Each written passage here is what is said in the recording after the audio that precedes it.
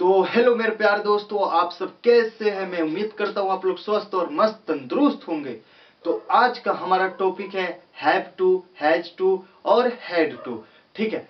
अरे कौन कहता है इंग्लिश हार्ड है। इस दुनिया में मेरे दोस्त बताइए जो कौन चीज हार्ड नहीं है। अगर आप नहीं करिएगा तो सब चीज हार्ड है, अगर करिएगा तो कोई भी चीज हार्ड नहीं है। ठीक है। तो चलिए हम डायरेक्ट टॉपिक की ओर चलते हैं। ठीक है।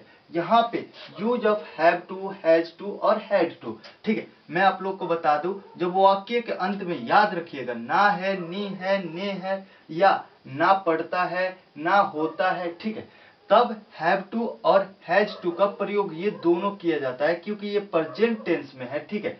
जब है तो आप लोग तो जानते ही है ये प्रेजेंट टेंस में है। ठीक है। तो चलिए हम कुछ एग्जाम्पल ले लेते हैं। जैसे कि यहाँ पे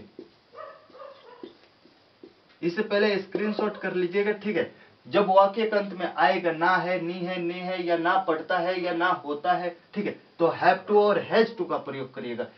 सिंगुलर के साथ में हैज टू का प्रयोग करिएगा,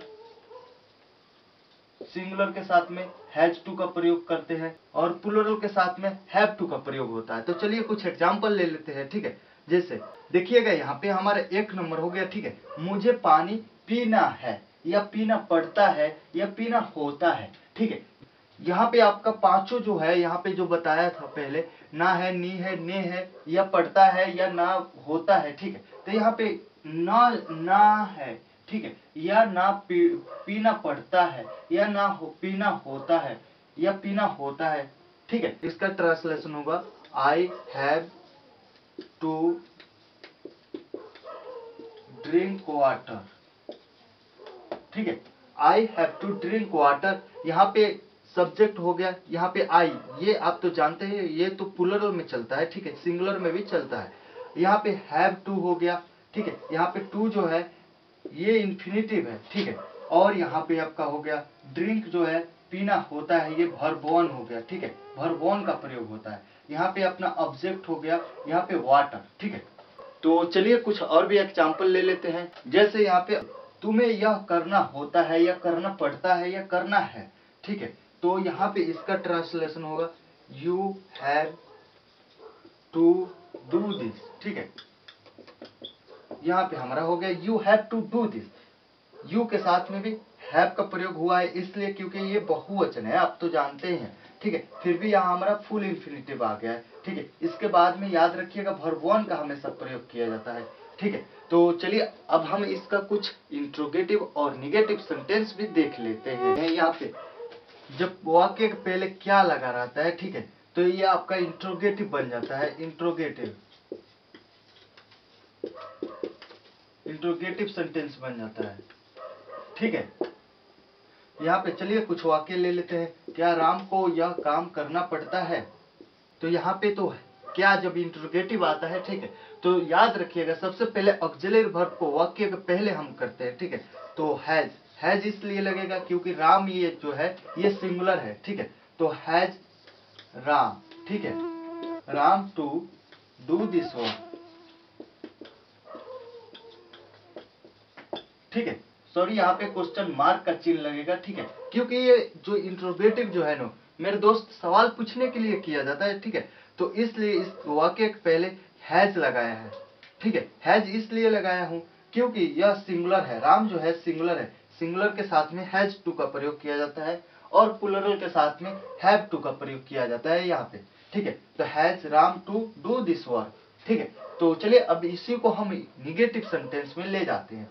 जैसे क्या राम को यह काम करना नहीं पड़ता है। यहाँ पे अगर नहीं डाल दीजिएगा तो ये आपका इंट्रोगेटिव और निगेटिव दोनों सेंटेंस बन जाएगा। ठीक है। निगेटिव, ठीक है, निगेटिव सेंटेंस दोनों बन जाएगा। तो यहाँ पे आप ऐसे भी कर सकते हैं has not Ram to do this work.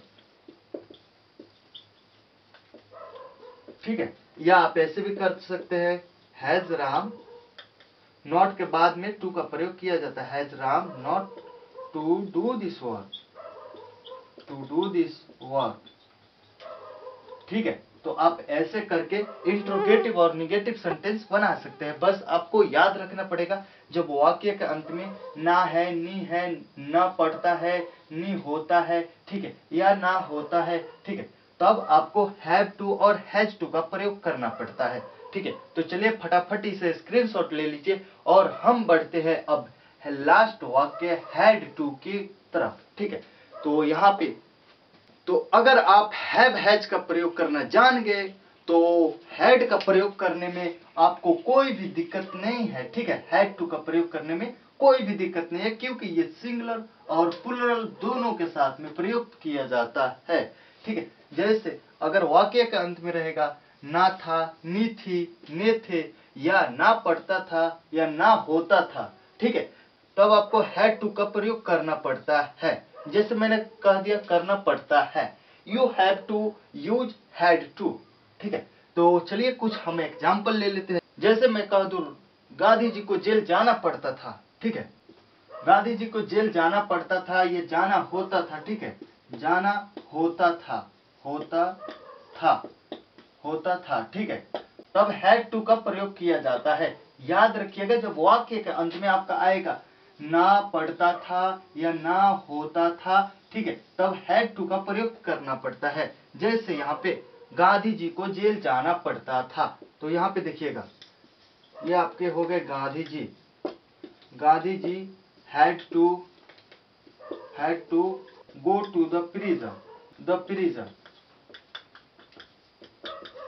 Prison या जेल बोल सकते हैं। ठीक है, Gandhi ji had to go to the prison. ठीक है, जहां आते हैं जाते हैं वहां पे हम टू का प्रयोग करते हैं। ठीक है, तो यहाँ पे आपका हो गया हैड टू। हैड टू जब ना, नी, ने आता है वाक्य के अंत में, ठीक है, तो फुल इन्फिनिटिव यानी कि बोले तो फुल इन्फिनिटिव, ये टू को कहते हैं मेरे दोस्त। ठीक है, तो चलिए हम कुछ और भी एग्जाम्पल ले लेते हैं। ठीक है, इसे पहले स्क्रीनशॉट कर लीजिए। तो चलिए अब हम देख लेते हैं इंट्रोगेटिव और निगेटिव सेंटेंस की तरफ। ठीक है, तो चलिए याद रखिएगा, जब वाक्य के पहले जब क्या लग जाता है, ठीक है, तो ये अपना इंट्रोगेटिव बन जाता है। ठीक है, ये सवाल पूछने के लिए किया जाता है। ठीक है, और निगेटिव सेंटेंस जिस वाक्य में नहीं लगा रहता है तो वो निगेटिव सेंटेंस बन जाता है। ठीक है, क्या गांधी जी को जेल जाना पड़ता था या जाना होता था? ठीक है, गांधी जी को जेल जाना पड़ता था या होता था? जाना होता था। ठीक है, जाना होता था, होता था। ठीक है, यहाँ पे वाक्य के अंत में क्वेश्चन मार्क का चिन्ह दीजिएगा, क्योंकि जब ये इंटरोगेटिव है ना, जब क्या लग जाता है तो ये सवाल पूछने के लिए किया जाता है। ठीक है, तो यहाँ पे क्वेश्चन मार्क का चिन्ह दिया जाता है। ठीक है, तो चलिए इसे हम फटाफट से बना लेते हैं। यहाँ पे वाक्य के पहले ऑक्सिलरी वर्ब लाइएगा, हेड हो गया आपका ऑक्सिलरी वर्ब। यहाँ पे गांधी जी को कर दीजिए, Gandhi ji to go to the prison, go to the prison. ठीक है, फिर भी यहाँ पे क्वेश्चन मार्क का चिन्ह दीजिएगा। ठीक है, तो यहाँ पे हमारा वाक्य तैयार हो गया। यहाँ पे ऑक्सिलरी वर्ब अपना हो गया, यहाँ पे सब्जेक्ट गांधी जी अपना हो गए। ठीक है, यहाँ पे फुल इन्फिनिटिव, यहाँ पे टू हो गया। ठीक है, यहाँ पे गो हो गया वर्ब वन। ठीक है, वर्ब वन का ही प्रयोग किया जाता है। ठीक है, यहाँ पे टू इसलिए लगा है क्योंकि कहीं पे जाते हैं या आते हैं तो टू का प्रयोग करते हैं। ठीक है, तो पहले इसे स्क्रीनशॉट कर लीजिए, तब इसके बाद निगेटिव सेंटेंस की ओर चलते हैं। ठीक है, यहाँ पे ये हो गया अपना, अब ये बचा है, इसके ओर चलते हैं निगेटिव सेंटेंस की ओर। तो चलिए अब हम निगेटिव सेंटेंस की ओर देख लेते हैं। यहाँ पे निगेटिव सेंटेंस उसे कहते हैं जिस वाक्य में नहीं लगा रहता है, उसी को हम निगेटिव सेंटेंस के नाम से जानते हैं। ठीक है, तो जैसे यहाँ पे कुछ एग्जाम्पल दिया हूं, क्या गांधी जी को जेल नहीं जाना पड़ता था या जाना होता था? ठीक है, यहाँ पे जब ना होता था या ना हो पड़ता था, ठीक है, तो हैड टू का प्रयोग होता है, क्योंकि ये पास्ट टेंस है, ये पास्ट टेंस के रूप है। ठीक है, यहाँ पे जैसे था, थी, थे आ जाता है तो ये पास्ट टेंस का रूप बन जाता है, याद रखिएगा। तो चलिए इसका हम ट्रांसलेशन बनाते हैं। यहाँ पे हैड ऑक्सिलरी वर्ब पहले कर दीजिएगा, जैसे इंट्रोगेटिव में किए थे। हैड गांधी जी यहाँ पे हैड गांधी जी, इसके बाद नॉट के बाद टू का प्रयोग किया जाता है। जैसे यहाँ पे had Gandhi ji not to go to the prison, go to the prison या जेल, प्रिजन, ठीक है। नॉट के बाद टू का प्रयोग होता है फुल इंफिनिटिव का, ठीक है, याद रखिएगा। तो इससे पहले स्क्रीनशॉट कर लीजिए। अगर आप लोग कोई भी दिक्कत हो या आप लोग कोई भी समस्या हो तो आप मुझे कमेंट करके बता सकते हैं, मैं आप लोग से बात करूंगा। आप मेरा नंबर ले लीजिएगा। अगर आप लोग को जहां पर भी समस्या हो, मैं आप लोग को जहां तक हो सकेगा मैं आप लोग को जरूर बताऊंगा, ठीक है। तो मिलते हैं फिर नेक्स्ट वीडियो में, तब तक के लिए जय हिंद, वंदे मातरम।